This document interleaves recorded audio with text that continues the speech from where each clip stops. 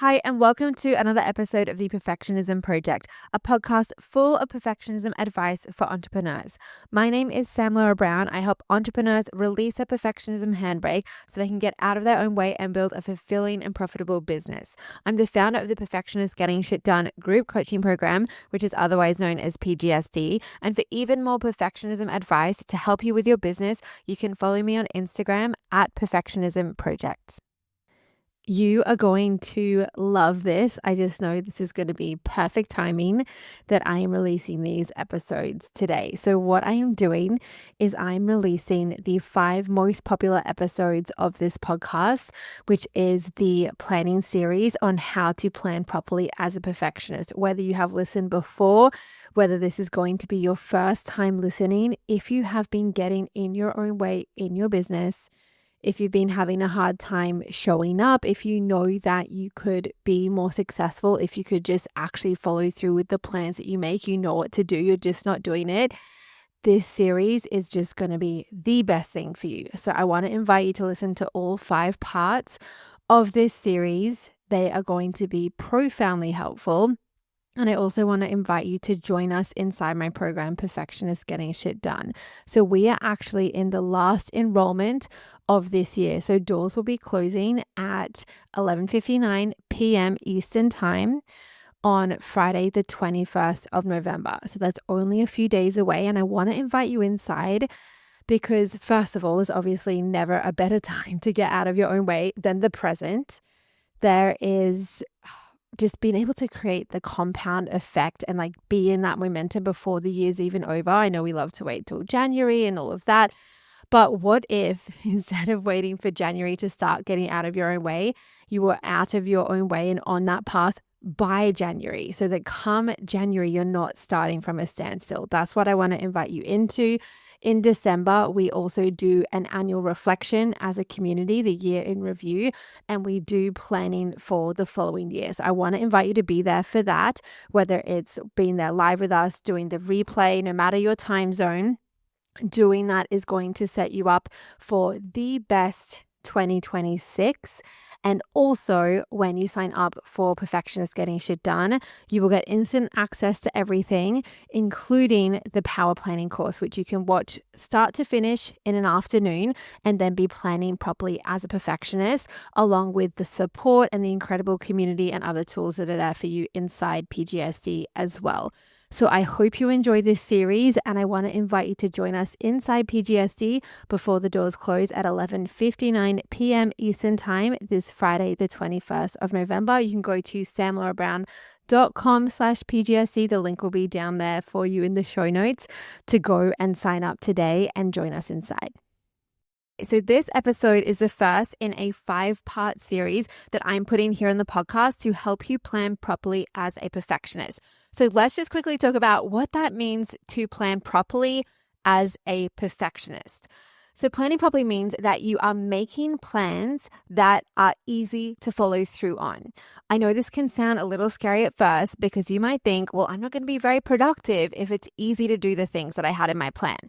I'm going to be talking about that later on in the series, trust me, but you will be planning in a way that solves your follow through problem without you having to have more willpower or be more motivated. So right now, you might be feeling like you're just not the kind of person who can follow through with your plans. And if you do, you're not the kind of person who can do that consistently. So right now, if you make plans, so say you sit down every week, and you write a plan for the week and you're doing that for a few weeks in a row, you might be thinking, how long is this going to last? How long is it going to be before I fall off the wagon again and am back to my old ways? So that's a sign you're not planning properly. I'm going to be talking about more of them in a minute. But we want to have you planning in a way where it's easy to follow through, which makes it easy to build that self-trust that you need in order to be decisive in your business, that you need in order to be able to handle failure. If you don't have self-trust, those things are going to be very challenging and it's going to be almost impossible to be able to build a successful business. When you're planning properly, you're also getting your perfectionist mindset on your side. You are learning how to really see that deep perfectionism work that you need to do, and you are able to do that work with the help of your planning tool, because it is going to help you notice, where are you still getting pulled towards overwhelm? Where are you still procrastinating? Where are you in that all or nothing mindset? You're going to be planning in a way that brings up your level of self-awareness so you can do that work on your perfectionism to get in that growth mindset and get out of your own way, so that you are really showing up fully and living into that potential that you know that you have as a business owner. Because my bet is, if you're anything like how PGSD is, that you know that you are meant to be doing more with your life than just going through the motions and ticking the boxes and doing what everyone else is doing. And yet there is something there that's making you get in your own way. And there's this gap right now between who you see yourself as being and how you're showing up in your day to day. And it's so frustrating. It's so like, I have been there. I have been there for so many years. I was in that place where I felt like there's so much more for me than being in this accounting job and just doing what everyone thinks I should do.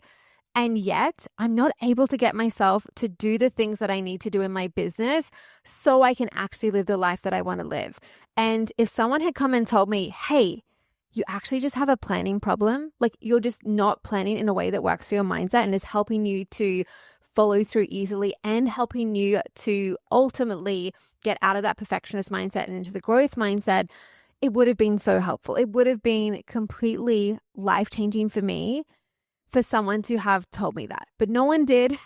I had to really piece it together and figure it out and just really see how important it is that as perfectionists, we are planning properly. So that includes goal setting, that includes planning in a way that makes follow through easy. So in PGSD, we teach power planning, and also clean rest. And when you have the three of those combined and you're doing it in a way that gets your perfectionist mindset on your side enough that you can do the work to get out of that perfectionist mindset, then being productive is so easy. Like not procrastinating and not feeling overwhelmed and getting out of burnout. Those things become easy, and actually following through consistently and being able to trust yourself to make decisions and making those decisions without second guessing, without going back on them, without needing to outsource that. So you're always wanting a teacher or a mentor or a friend or someone on YouTube to tell you what to do. You're able to actually make those decisions. That all starts with planning properly as a perfectionist. So that is what this 5-part series is going to help you do. I'm also going to be inviting you to join us in PGSD. So throughout this series, I'm also going to be telling you how PGSD can help you apply everything that you're going to be learning in this series and really do the deep intentional work that is really required to get out of your own way. And this is something that comes up a lot. I get a lot of questions from people saying, well, I love the podcast. I can so relate to everything you talk about.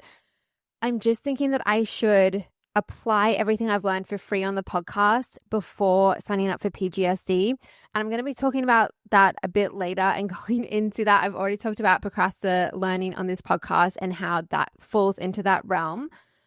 But what I really want to invite you to consider is that the people who relate to this podcast the most become our most successful PGSDers. It's not that, okay, they love the podcast and so that means they don't need PGSD.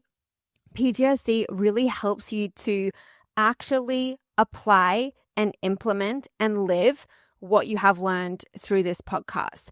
It is a difference between understanding it, being able to tell a friend about perfectionism, or being able to kind of, maybe have some self-awareness and you have probably had a few wins that you've been able to get out of your own way a bit and start something you maybe hadn't been able to start before and that kind of thing, which is amazing. And I love that the podcast helps people do that. But in PGSD, we are about actually living these principles, and it's messy, it's challenging, it requires support and coaching and community and all of those different things that aren't provided by this podcast. So I'm going to be telling you more about PGSD. It's up to you whether or not you choose to join us. And I'm going to be really sharing a lot in this 5-part series about how to plan properly as a perfectionist. So regardless of whether you choose to sign up for PGSD now, you choose to sign up later, you choose never to sign up, that you are in such a better position this year when it comes to your business. Because if you aren't planning properly, if you aren't planning in a way that helps you do your perfectionism work and also in a way that makes it easy to follow through, then it doesn't matter what your Instagram strategy is. It doesn't matter what your strategy is for pretty much anything, because you won't be able to get yourself to do it. And you won't be able to, even if you do that, do it consistently. You'll keep falling off the wagon and starting over again, and you won't actually be able to experience the benefits of all of the things that you have learned because you're not able to do them. And all starts with planning. So that's what we're going to be talking about in this series. That's why this is the topic. So let's talk in this episode about planning versus procrasti-planning. So when we think about procrasti-planning, I want you to think about it in two ways. The first is that procrasti-planning is when planning becomes a form of procrastination. So we perfectionists love planning, and when we're not planning properly, we end up with this love-hate relationship with planning where we love sitting down and figuring out what we're going to do, and yet we hate planning because when we're not planning properly, we kind of secretly know already we're not going to be able to follow through with those plans, that we're just going to end up feeling bad because we're so far behind and there's all these things that we haven't done. And what we can really do when our perfectionism handbrake is on is that we plan so long, we rewrite to-do lists, we try and get so nitty-gritty with the detail. We think if I can just have this perfect plan, then everything else will be easy. Now, you might think I've just been saying that if you have this perfect plan, then everything else is easy. When you're planning properly as a perfectionist, you are planning in a way that makes follow through easy. Following through involves doing things that might not work. It involves being courageous and scared. It involves putting yourself out there when you might be judged. And I know you probably don't want to hear me say that. You want to hear me say that if you're planning properly as a perfectionist, you are making the right plans that are guaranteed to work and get you the exact result that you want. But that's what we're thinking about when we're procrasti-planning. We are trying to make the right plans so that we never have to experience failure and the shame that might come with that. We never have to experience success. We don't want to be too successful because that might mean that we aren't relatable anymore to the people in our lives. And then we might feel disconnected, abandoned, ashamed. So we're trying to constantly walk this line between failure and success. So we're successful enough, but not too successful. And then we haven't failed, but at least we can relate to people in our life who are struggling. So it's really exhausting to be trying to walk that line.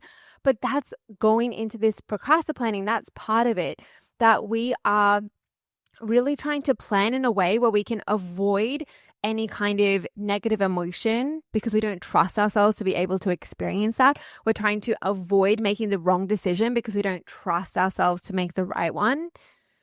So also we can spend so much time planning and replanning and replanning and planning to plan that we don't actually have any time to do the things. And it can feel like we are actually spending a lot of time on our business because of how much thought we're putting into planning. But if we're not executing, we're not implementing, we're not doing the things, we're actually not really working on our business. Now, I'm not saying that super thinking at a high level and all of that isn't part of building a business. It most definitely is. But once that goes on for too long, it becomes a form of procrastination. So that's one way we can think about procrasti-planning. The other way is that we are planning in a way that stops us from taking action. So it enables procrastination. So let me just make this distinction a little bit more clear. So when we are planning in a way that stops us from taking action, that might mean you're not actually spending that long planning. Maybe you're not even planning at all because you don't even think you'll follow through with your plan. So why bother? But you are planning in a way that puts you in the all or nothing mindset without you even realizing it. That makes you feel overwhelmed. That's making you procrastinate. That's making you burned out. And you might be thinking that you're planning properly because you're following all the advice out there about planning and how to do it. And I'm going to be giving a very specific example in a second of some really common advice around planning and why it doesn't work for a perfectionist, like the pieces that are missing. But if we go back to this definition of procrasti-planning, it's when planning becomes a form of procrastination. So we're doing it for so long that we're not taking any action. There's no time left for that. Or we're planning in a way that stops us from taking action, that turns that perfectionism handbrake on. And this can really happen without us intending for any of that to happen. And again, this isn't because there's anything wrong with you. It's just because you've been following advice that doesn't work for a perfectionist. So let's talk about some of the signs that you're procrasti-planning in case you're not clear yet on whether this is you. Now, I just want to preface this with, if you can relate to everything I say, don't feel bad about it. Self-awareness is so important. That's the first thing that you need in order to be able to change. And also, the fact that I can articulate it so clearly means A, I've experienced it. B, you're not the only one. Because if it was only you, no one would be able to explain it in a way that actually clicks with you. So here are some of the signs that you're procrasti-planning. The first is feeling guilty because you haven't done enough, even though you're always working. So you always feel behind, and yet you're always doing things for your business. You're making a long to-do list, but then you don't even know which task to work on first. So you end up doing nothing at all. You're rewriting your plans from scratch because you fell too far behind by the third day. So maybe you sit down, you do this big planning session, and you follow through perfectly for a couple of days, but you can't sustain it. You fall behind, then the list of unfinished tasks is just so long that it becomes overwhelming, and you just scrap it, you wipe the whole thing, and you rewrite it. You're deleting the Instagram app off your phone to try to stop yourself from procrastinating. So you're kind of at that point where you're just trying to, like, that desire to procrastinate is very strong. And you're just trying to do every trick and tip and tactic you can to try to get yourself to stop. So maybe you've used those internet blocking apps. Maybe you have used an app on your phone, for example, where there's this one that I used to use actually, that you, like, a tree grows on your screen, and then if you exit the app, the tree dies, and the idea is you can't look at anything else while this app is open on your phone. So you might be doing things like that where you are just trying to get yourself to stop procrastinating. You're kind of doing the equivalent of, if you're trying to eat healthy, then you remove all the junk food from the house. You are trying to do that when it comes to procrastination. You're trying to be focused by just like willing your way to be there, because you don't know how to stop procrastinating. Part of that is you're just planning in a way that makes it easy to procrastinate. And we're going to go into that more in this series. So you're working through extra hours when you told your partner you'd only need 5 more minutes. So it might be the end of the day and they're like, hey, you ready for dinner? You're like, yeah, just 5 more minutes, 5 more minutes. And then before you know it, the whole night's gone because you were just still working away at your business. You're pushing off tasks because there's no boss relying on you to get your work done. So you probably have done quite well, and maybe you're still working in a full-time or part-time job with someone else managing you. And sure, it might be procrastinating while you're in your job, but you always get it done by the deadline for your boss. But when it comes to business, there's no deadline.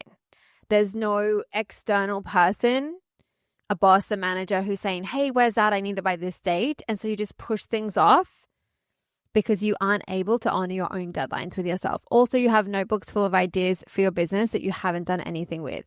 Those are just some of the signs that you are procrasti-planning.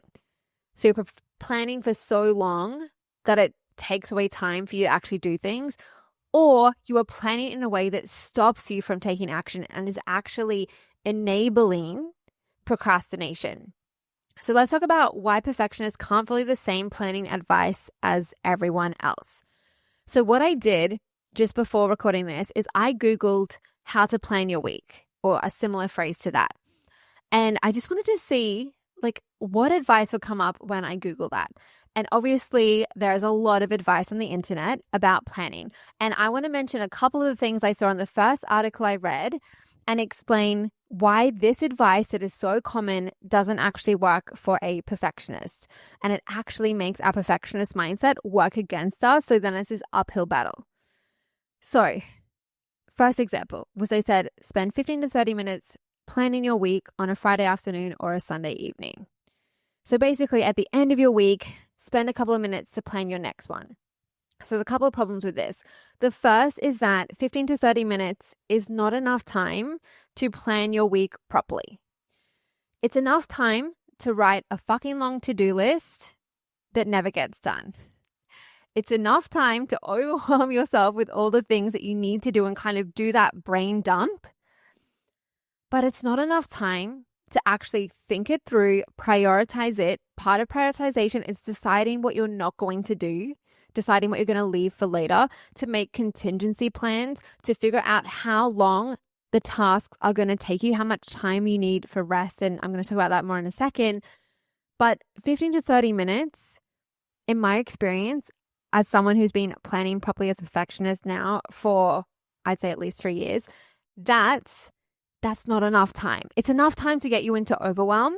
It's not enough time to get you out of it again. So when we're power planning, as the first step of that, we are writing a huge brain dump of the things that we need to do, just getting it out of our brain and onto the page. But it can't stop there. The other 45 minutes is spent getting out of the overwhelm, making the plan workable, considering contingencies like what happens if my child is sick? What happens if I need to stay back at work? What happens if I don't have the energy after I get home from my full-time job to do the thing I know I need to do for my business? If we just spend 15 to 30 minutes, then we are not going to actually set ourselves up for success. And so while you might have a few lists of things in your planner, that to-do list, you're not actually going to be able to follow through with those plans. Also, it being on the Friday afternoon or the Sunday evening, that's great. You can do your planning then. But when we think it has to be then if something comes up on Friday afternoon or something comes up on Sunday evening or whenever it is, then we don't get it done at all and we just kind of skip the whole week. So in power planning, we do the power hour and we also do a weekly review. And I tend to do my weekly review immediately before my power hour. So they're combined. And I don't always do that on a Sunday. I don't always do that on a Monday. I don't always do it on a Tuesday. It's just kind of within that realm of the end of my week and beginning of the next one. And for example, today I'm recording this, it's Tuesday, and I haven't done my weekly review yet. I already have my power planning in my calendar, but I haven't done the weekly review. I'm going to do it this evening. But something came up, and so I had to adjust. So if we are in this mindset that it needs to be at this specific time, and we're in that all or nothing way of thinking, then if something happens, we just don't do the weekly review at all. We don't do the planning session at all. And then we're just winging it for the whole week, hoping we're going to be productive. The other thing that I want to talk about in that article, there are many that I could have mentioned, this is what it said. Start by making a list of everything you want to get done that week, then look at each item and decide on your 4 or 5 biggest priorities for the week. If you plan your week but fail to prioritize, you don't know where to start. Agree, prioritization is important. But first of all, there's no mention here of the importance of prioritizing rest. But that aside, you need to decide what you will and won't do. So the way this is talked about is that there is this long to-do list, and then you're probably highlighting 4 or 5 things you want to get done this week. Now on the surface, cool, that sounds great, that sounds helpful. But what tends to happen is we think, well, yeah, they're my priorities, but I should be able to get all of this done. And we don't intentionally decide what isn't going to happen this week. What are we going to leave for the next week or for next month? We don't have a framework to actually make that decision. So we just kind of have this whole thing hovering over us. And even if we got those 4 or 5 biggest priorities done, we still wouldn't feel like we've done enough because we're focusing on what wasn't done rather than what was. Also, do you actually have enough time in your week for those priorities? And are they too vague? So, for example, these priorities, if we do what's taken, what's in this advice, we would write this long to-do list with vague things like, work on Instagram strategy, write posts, whatever, like these vague things. And then you might highlight a few of them, but you don't know, some of them might be this big project. So it might be like work on launch of my product. That's so vague. you're going to feel so overwhelmed. Promote my business. That's so vague. You're going to feel so overwhelmed with that. And do you even have enough time to do that? Like, what else is going on in your week? What are your commitments? How much rest do you want to have? Do you need to exercise and work out? Like, what does that look like? Do you have enough time to do that? That's why I love with power planning, we work from a digital calendar. So you are really, really confronted with the constraints of how much time we have in a week, and also the abundance of how much time we have in a week when we use that time well. So this advice here really doesn't pay any regard, and I read the rest of the article, it wasn't mentioned there either, to figuring out how long things are going to take. And spoiler alert, none of us know how long a new task we've never done before is going to take. It's not like everyone else knows exactly how long they need to work for to get something done, and you're the only one who doesn't know. You're the only one who's bad at judging time for how long it will take. It's a skill. It takes practice, and there's a lot of different approaches to that. But you need to actually have a look at, do I have time? Like, am I setting myself up for failure from the get-go if those 4 or 5 biggest priorities that I am committing to doing, I'm not even going to have enough time, even if I was a robot who didn't need to eat or sleep or do anything else? And also, are those 4 or 5 biggest priorities, like, where do they fall into in terms of the bigger goals that you have and what you're working towards? This is something we often forget as well. I think this article did mention, like, you have your long-term vision, but we want to make sure that your plans are actually going to get you closer to your goal. Now, as I said before, that doesn't mean that everything you put in your calendar is going to work and get you the desired outcome and you're never going to fail and any of that. And that's one of the reasons we procrastinate, is because we think we should only put things that are right into our calendar. But we need to make sure that we are actually planning in a way that sets us up for success and makes follow through easy, rather than having these 4 or 5 vague priorities that are usually worded in such a way that it's almost impossible to even tell if you did it or not. And then beating ourselves up because even if we got them done, there was still more to do. If we didn't get them done, well, look at all these other things I still have to do, and I didn't even get that stuff done. A huge problem with this as well is commitment, that when you're planning in this way, it's really challenging to commit because you can't even see what you're really committing to. So like, I hope I'm productive. And also, this whole, all of this advice, those 2 points and everything that's encompassed by that, is written as if you're meant to feel like doing it. Like, you feel like planning your week. You feel like doing your weekly review. You feel like choosing what those 4 or 5 biggest priorities are. And that's easy. And that is such an important part of planning properly, is to plan for your unmotivated self. As in, if you weren't motivated, you could follow through on those plans. What we tend to do, especially when we follow normal planning advice, is that we think we're meant to feel like our planning session. Because trust me, when you're planning properly as a perfectionist, you will have some resistance to that planning session because it requires a lot of brain power. That 1 hour of brain power in the power hour is going to set you up for such an incredible week with ups and downs and all the things that business involve, but it is going to set you up for success, but you're going to resist it. The same with the weekly review. You're going to want to put it off. The same with any task in your business that requires courage and requires you to do something new. You're going to want to put it off. So if we plan as if, oh, well, that's just so easy and you just sit down and make these decisions and do the things, then we end up creating this idea that it should be easy and there's something wrong with us because it's not. It's going to be challenging, especially in the beginning, to practice making decisions and backing yourself, and to practice having constraint and not writing this huge to-do list and then trying to do it all, but constraining yourself to, these are the things I'm going to do. I have looked at my calendar. I've looked at how much energy I have in a day, and I've made an assumption that you're going to test. So what you do in your power planning is you will make your plan. You will, and I'm talking about this in the next episode, the 3 steps. So it's a power hour, little tweaks, and the weekly review. So you're going to make your plan. Then every day you're going to tweak it, keep it workable, make adjustments as needed.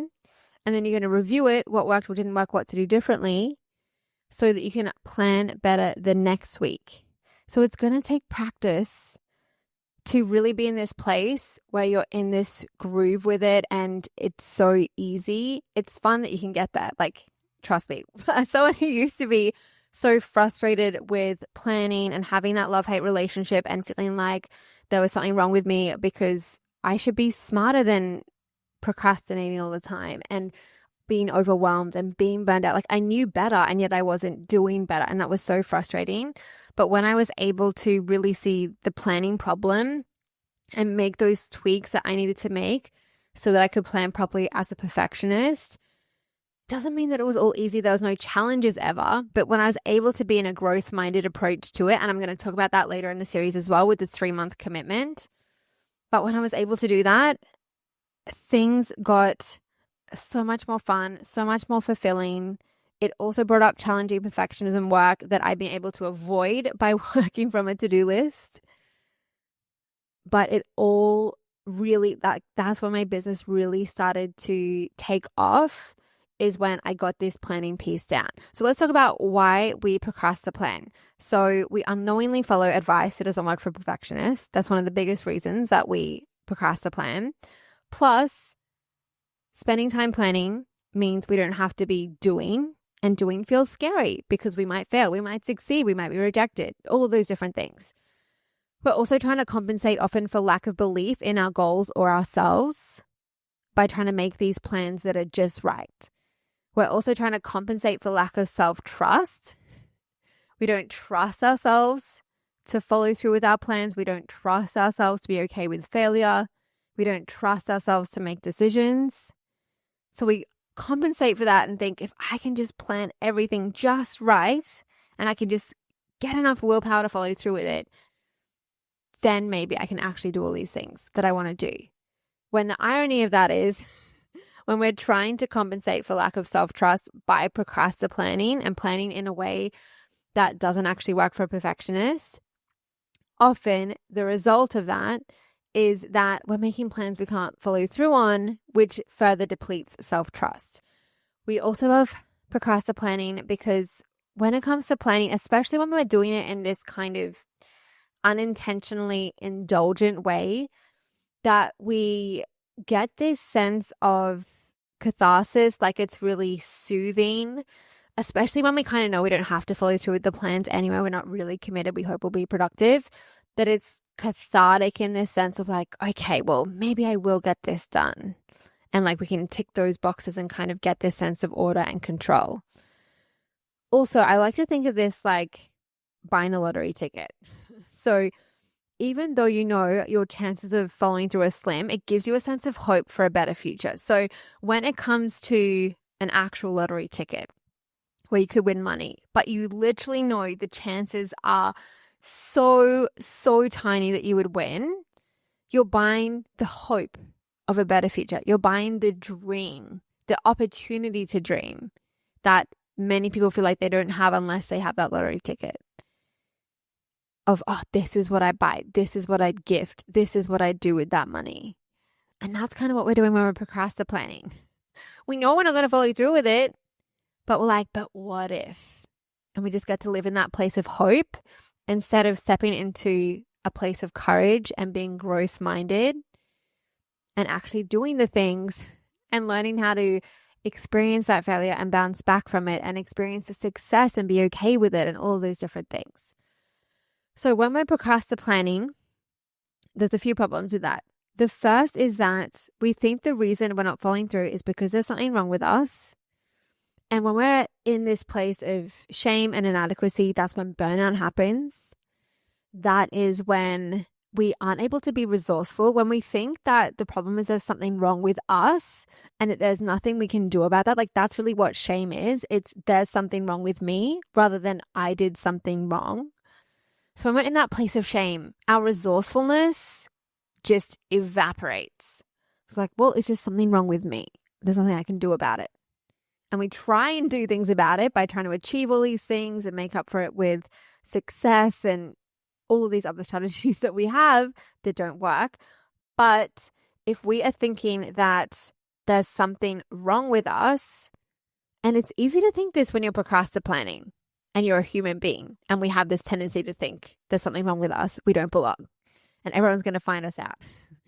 That when we are not able to really identify it's a planning problem and there's something that can be done about it, and I can just learn how to plan properly, we're then kind of just stuck in this rut. And this is where there really becomes this big gap between what you know you have the potential to do and what your day-to-day life looks like. Another problem with procrastinating is that if you're procrastinating, you'll be thinking you're doing more to build your business than you actually are doing.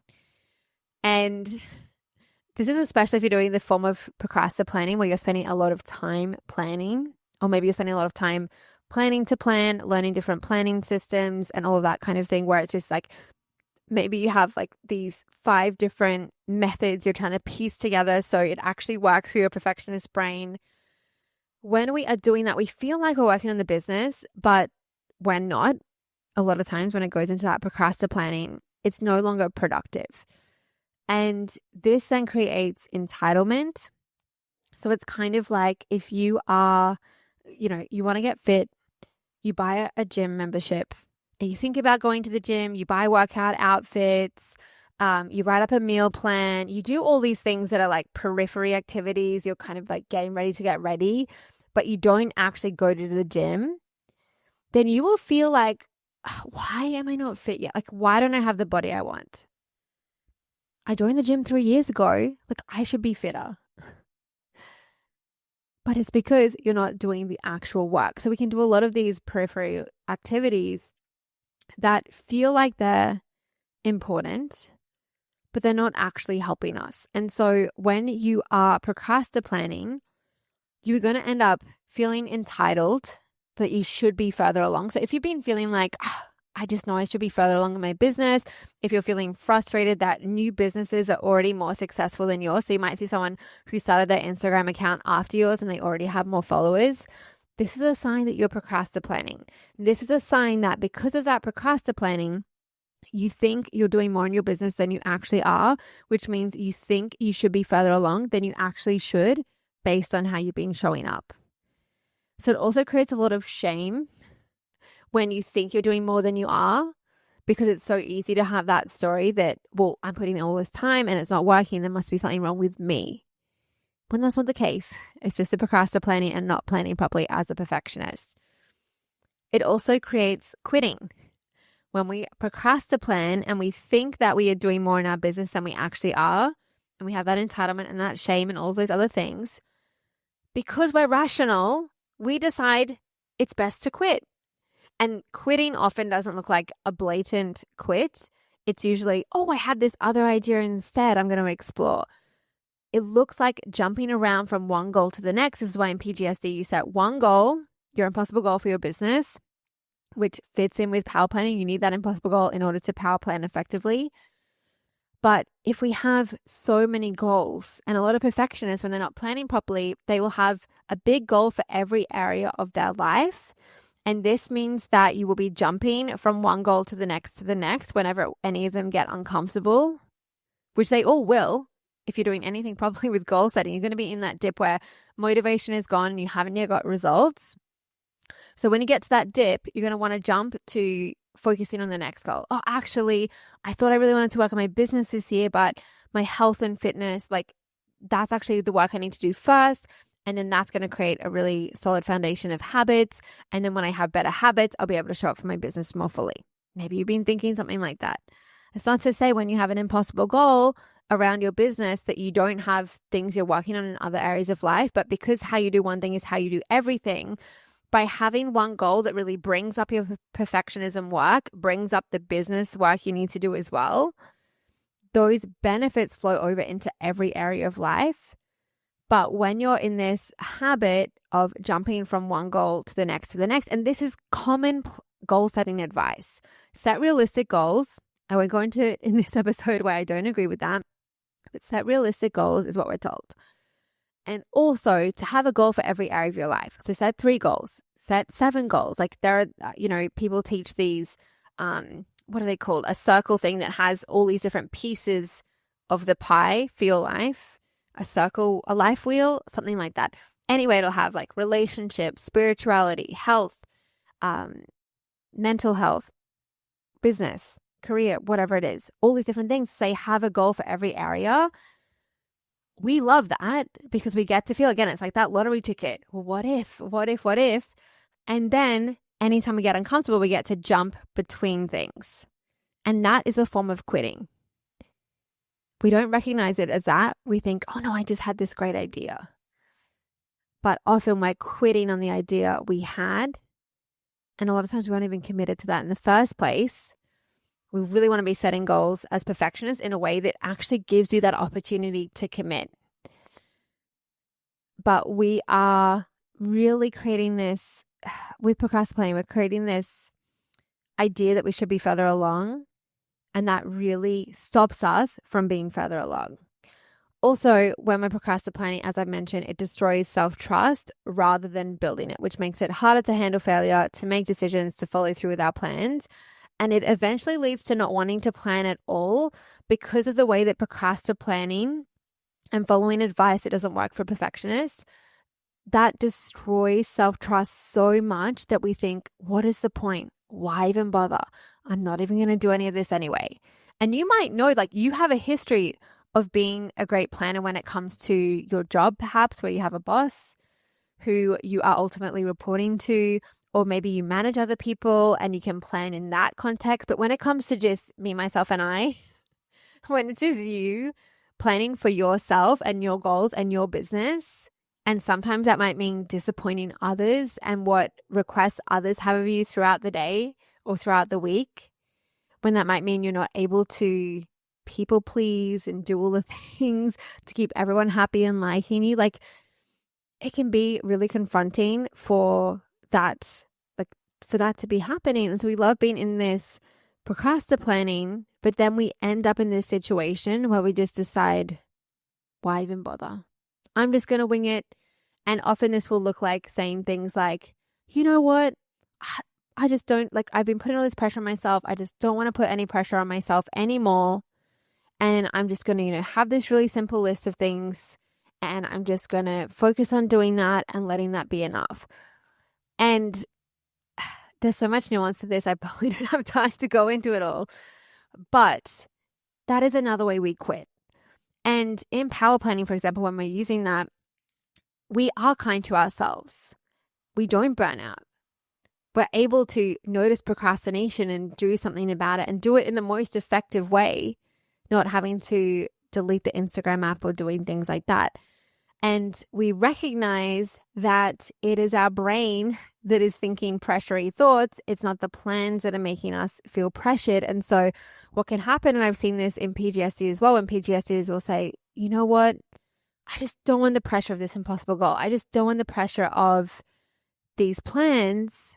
So I'm just going to wing it and go with the flow. But that isn't helpful either.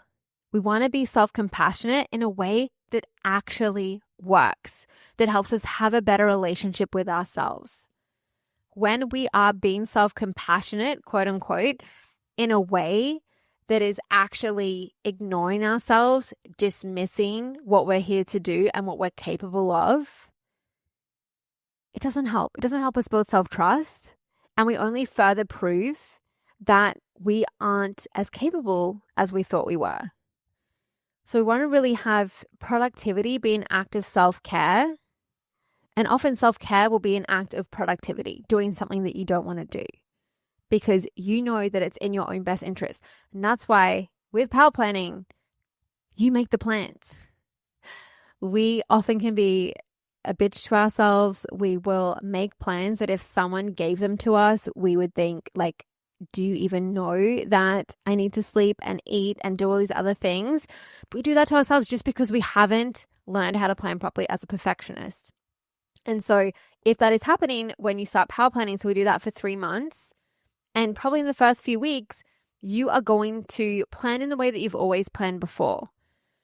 And you're going to feel like you're not able to follow through on your plans and there's a lot of pressure. But that's just because you're over planning or under planning or both.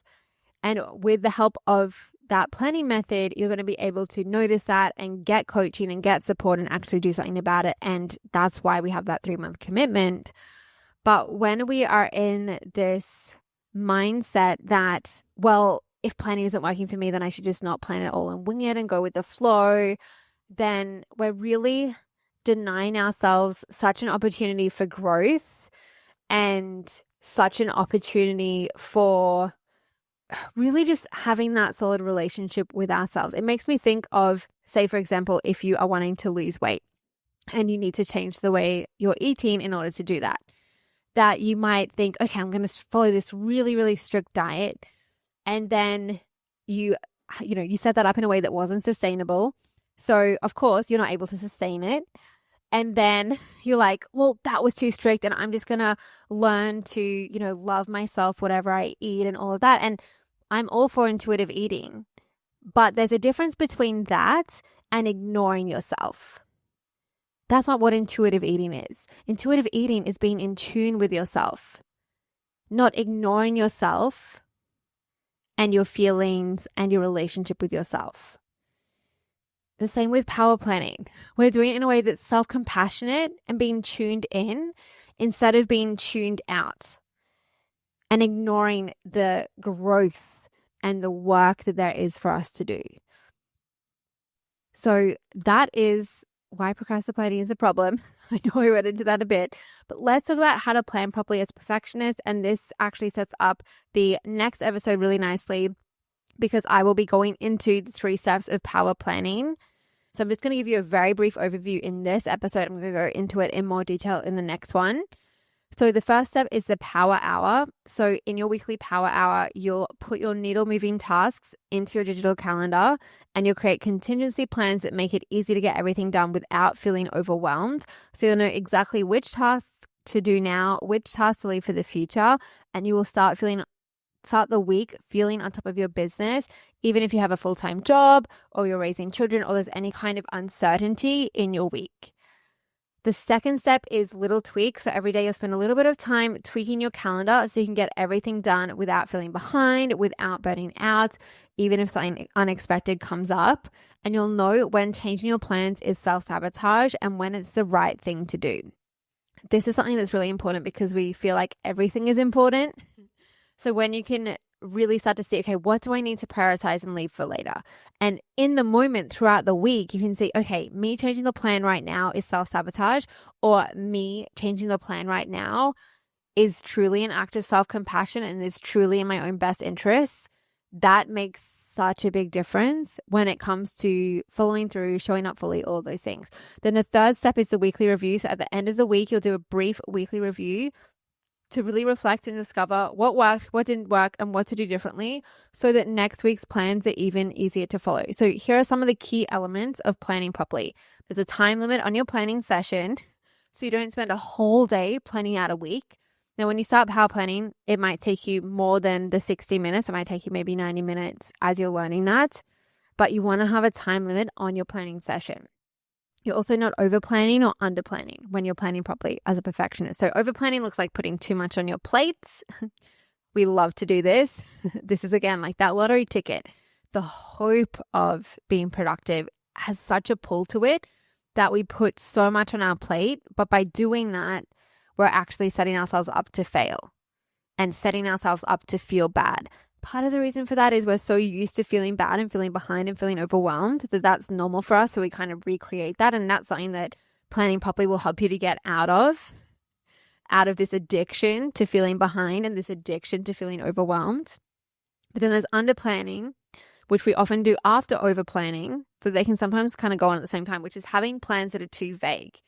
So the advice I mentioned before about having those 4 or 5 priorities and that kind of thing, when you do that, you're going to end up over planning and putting too much on your plate, probably because those 4 or 5 priorities, depending what they are, might take more time than you have in the week, or you're subconsciously or even consciously thinking, well, these are my priorities, but I should be able to do everything. And then you're under planning by having plans that are too vague. So it's like work on this project, write posts for Instagram or whatever that is not actually very clear about what you need to do and how you will tell you're done. So another important part of planning properly is course correcting during the week so you don't fall behind. So this is keeping your plans workable instead of just kind of throwing them out the window the moment you don't follow through. Or if you've followed through perfectly for a couple of days and then you start falling behind and then the list of unfinished tasks is just so long, you're like, nope, I'm just going to start over because I feel so behind. I feel so stressed. I feel so much pressure. Having a framework that allows you to figure out when to change your plans and when to follow through with the plans that you made during the power hour, that's a really important part of planning properly. Also, making plans for your unmotivated self rather than your ideal self, so that even if you're not motivated, you're able to follow through with them, rather than planning as if you have this limitless amount of motivation and then feeling confused when you get to the time of doing the task and you're like, I don't feel like it. Oh, that must mean I shouldn't do it. So many of us interpret resistance as like this signal from the universe that it's not in alignment with us and we shouldn't do it, when so often it's just a sign that we're going to grow. And we're not used to actually just being with that feeling and working through it. This is often why we leave things until the last minute, because we haven't practiced how to be with that resistance and just keep working. We end up needing to have that, last minute rush. Because when we've left it to the last minute, we tell ourselves a story of, well, it's at the last minute.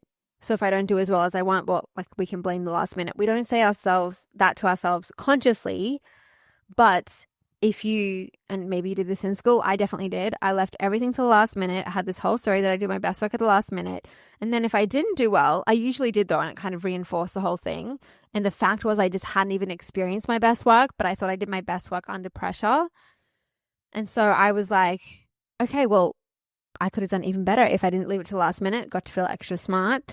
And then if I didn't do as well as I wanted, I could say, well, I did leave it to the last minute. And we need to get out of that when it comes to business, because there's no last minute. And even if there is a last minute in terms of maybe you're doing a promotion or something like that, where there's a time you've publicly announced, it's not sustainable, it's not enjoyable, and it's one form of getting in your own way. And like in PGSD, we help people who are committed to getting out of their own way and who have been through that and are ready for something else. So we want to have you planning in a way that actually makes it easy to follow through, even if you're not motivated. Clean rest. I've talked about this on the podcast already. Resting without guilt. That's such an important part of planning. You need to plan that. If you're a perfectionist, you're not going to want to rest. You're going to want to rest in a leftover time, which never happens because there's always something more to do. So clean rest is a really important part. Having a clear goal in mind so you know what's important and what isn't. Like that's your North Star. That's how you figure out what the needle movers are. That's how you figure out whether you should just rest or you should push through or whatever that looks like. That's part of it. Also, planning in a way that lets you feel a sense of accomplishment every single day, even when there's still more things to do. That's such an important piece of the puzzle. And that advice I shared earlier about, your 4 or 5 priorities and, highlight them or whatever it is, and then just work on them, you're not going to feel accomplished because you haven't decided what completion looks like. You haven't decided what success looks like. It's just this vague, get everything done kind of thing. So I've said a lot. I hope this has been helpful. If it has, please take a screenshot and tag me on Instagram. I'm at Perfectionism Project. So the next part of the series will be going into more detail around the power planning method, how that works, why it works, and all of that good stuff.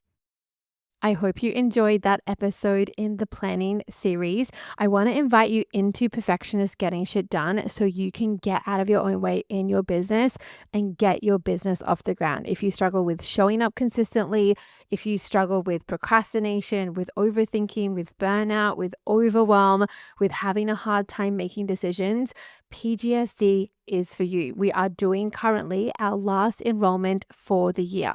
So the doors are closing at 11:59 p.m. Eastern Time this Friday, the 21st of November. So to join us inside, go to samlaurabrown.com/PGSD today.